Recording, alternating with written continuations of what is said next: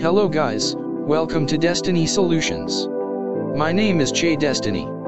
In this video, I'm going to show you how to run Blender 2.79 or 2.8 on a laptop without good graphic drivers.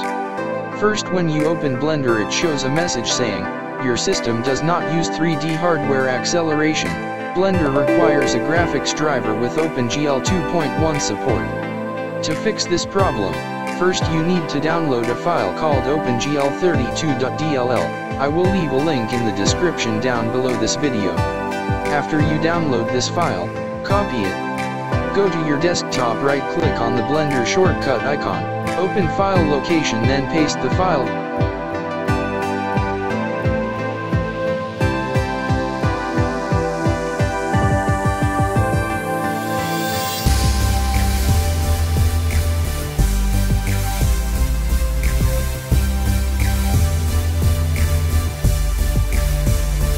There.